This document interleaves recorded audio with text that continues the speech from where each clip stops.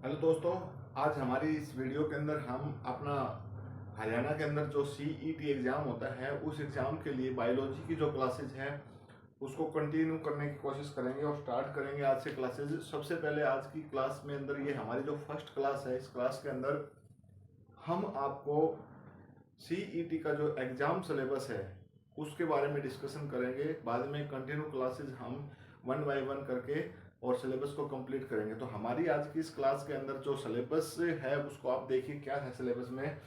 देखिए सिलेबस में हमारे पास सबसे पहले है सेल और सेल डिवीजन। इसका मतलब क्या है, कोशिका।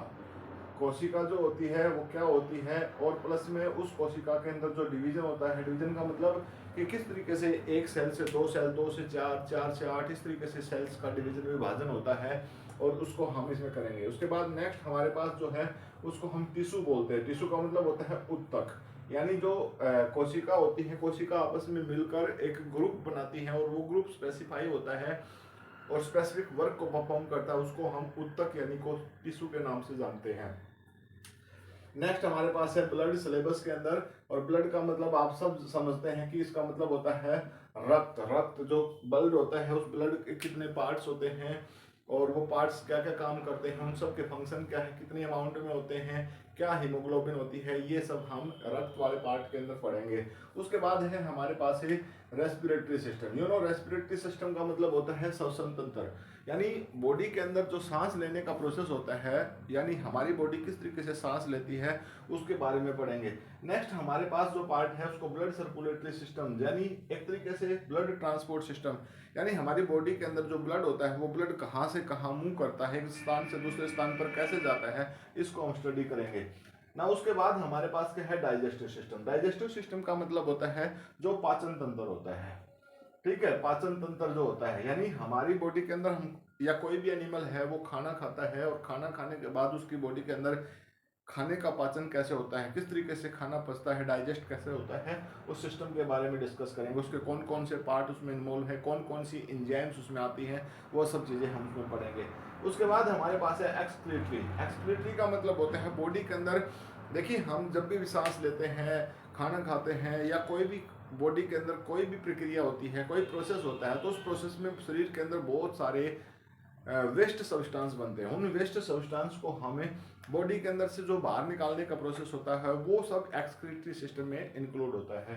उसके बाद है नर्वस सिस्टम। नर्वस सिस्टम का मतलब क्या होता है, हमारे शरीर के अंदर जो कंट्रोल और कोऑर्डिनेशन का सिस्टम होता है, यानी ब्रेन है, ब्रेन के साथ साथ स्पाइनल कॉर्ड है, हमारा मस्तिष्क है, जो मेरुरज्जु है, वो किस तरीके से वर्क करती है, कौन कौन से पार्ट हमारे उस सिस्टम के अंदर इन्वॉल्व हैं, तो हम इसके अंदर नर्वस सिस्टम के अंदर पढ़ेंगे।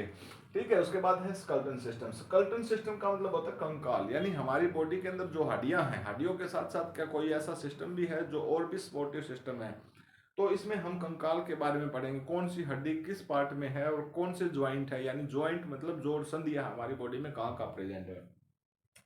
उसके बाद ये सब जो पार्ट हमने यहाँ तक देखा है, इसको एक कॉमनली हम ये कह सकते हैं एक तरीके से ये ह्यूमन बींग्स या एनिमल्स के अंदर कॉमन सिस्टम होता है जो लार्ज स्केल पर प्रेजेंट होता है।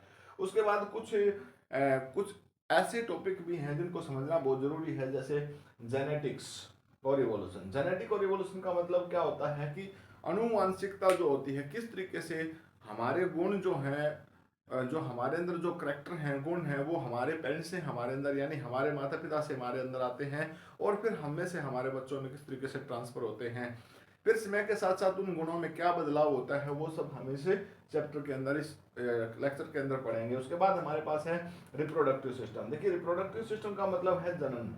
जनन किस तरीके से एक ऑर्गेनिज्म से बच्चों को जन्म देता है, कौन कौन सी सेल कोशिका उसमें इन्वॉल्व होती हैं, किस तरीके से वो जनन का प्रोसेस होता है, तो इस चैप्टर के अंदर हमें ये पढ़ेंगे। उसके बाद हमारे पास है न्यूट्रिशन। न्यूट्रिशन का मतलब आप सब समझते हो कि पोषण। ठीक है, न्यूट्रिशन का मतलब क्या होता है, पोषण जो होता है, और पोषण की हम या कोई भी लिविंग ऑर्गेनिज्म यानी सजीव जीव जो होता है उसको पोषण की बहुत ज़्यादा जरूरत होती है, क्योंकि उससे एनर्जी कंप्लीट होती है, एनर्जी मिलती है, और एनर्जी वर्क करने के लिए जो बहुत ज़रूरी होती है। तो हमारे इस चैप्टर के अंदर हमें पोषण के बारे में पढ़ेंगे, कौन कौन सा कार्बोहाइड्रेट है, प्रोटीन है, विटामिन है, कौन रोल प्ले करता है। नाउ डिजीज, सबसे इंपॉर्टेंट यानी मोस्ट इंपॉर्टेंट चैप्टर जो है वो ये है डिजीज, यानी बीमारियां, जो बीमारियां होती हैं। ठीक है, किसी भी लिविंग ऑर्गेनिजम्स के अंदर, यानी स्पेसिफिक हम अगर बात करें तो ह्यूमन बींग्स की हम बात कर रहे हैं, तो उसमें कौन कौन सी बीमारी होती है उसके बारे में पढ़ेंगे। एंडोक्राइन सिस्टम, एंडोक्राइन सिस्टम का मतलब होता है हमारी बॉडी के अंदर जो ग्रंथियां होती हैं, उन ग्रंथियों से जो भी हार्मोन रिलीज होते हैं, उस हार्मोन सिस्टम के बारे में हम यहाँ पर पढ़ेंगे। देन फाइलम और क्लासिफिकेशन, फाइलम और क्लासिफिकेशन का मतलब क्या है, इस संसार के अंदर बहुत सारे जीव हैं, उन जीवों को किस तरीके से हम वर्गीकृत कर सकते हैं कि कौन सा जीव किस कैटेगरी के अंदर, किस श्रेणी के अंदर आता है, उन सब को हम यहाँ पढ़ेंगे। उसके बाद है प्लांट्स के बारे में। ये इससे पहले देखिए जो भी हमने पढ़ा है, ये सिलेबस का जो पार्ट है, इस सिलेबस के पार्ट में हमारे पास जो पार्ट प्रेजेंट था, इस पार्ट के अंदर हमारे पास है मतलब मेनली हम एनिमल में ह्यूमन बींग्स को इंक्लूड करके चलेंगे, और यहाँ पर हमारे पास प्लांट्स हैं। तो प्लांट्स के केस में हमारे पास क्या है, प्लांट मॉर्फोलॉजी, यानी प्लांट की जो स्ट्रक्चर है उसके बारे में पढ़ना, और स्ट्रक्चर के साथ साथ हमने कि प्लांट्स की रूट यानी उसकी जड़ें कैसी, तना कैसा होता है, और लीफ कैसी होती है, कैसी स्ट्रक्चर होती है, कौन से फंक्शन करती है, कैसे पार्ट होते हैं, उसके बारे में पढ़ेंगे। फिर हम प्लांट्स के क्लासिफिकेशन यानी प्लांट का जो वर्गीकरण है उसके बारे में पढ़ेंगे। साथ में उसके डेवलपमेंट यानी उसका जो विकास होता है वो कैसे होता है। प्लांट्स के रिप्रोडक्शन यानी प्लांट्स में जनन किस तरीके से होता है। और साथ में हमारे पास क्या होगा, टाइप ऑफ फ्रूट्स, यानी आपने अलग अलग टाइप के जो फल खाए हैं, कौन सा फल जिसको हम ट्रू फ्रूट मानते हैं और किसको हम फॉल्स फ्रूट मानते हैं। उसके साथ साथ यहाँ पर हमारे पास है प्लांट हार्मोन्स, जिसपे से क्वेश्चन बहुत जरूरी, यानी एक तरीके से क्वेश्चन बनता है, इंपॉर्टेंट पार्ट है ये हमारे पास, प्लांट के हार्मोन जो होते हैं, ठीक है, हार्मोन्स के बारे में पढ़ेंगे। और इसके साथ साथ यहाँ से भी हमारे पास है कौन से न्यूट्रिएंट्स की कमी के कारण कौन सी बीमारी होती है, इस सब को हमें इसमें पढ़ेंगे। तो दोस्तों ये हमारे पास लगभग 30 से 35 लेक्चर जो हमारे पास होंगे इस पूरे के पूरे सिस्टम को समझने के लिए, यानी बायोलॉजी जो सीईटी में आती है, साथ के साथ ऐसा नहीं कि सीईटी के एग्जाम में आती है, ये जितने भी सी और डी ग्रुप के जितने भी एग्जाम्स हैं, चाहे वो हरियाणा का है, पंजाब का है, राजस्थान, दिल्ली, उत्तर प्रदेश, जिसका भी है, चाहे उसमें पुलिस आती है या हमारे पास किसी तरीके से सीजीएल है या सीएचएसएल है, उन सभी एग्जाम्स के केस के अंदर हम इसको जो पढ़ाएंगे इसमें से बहुत सारे क्वेश्चन आएंगे।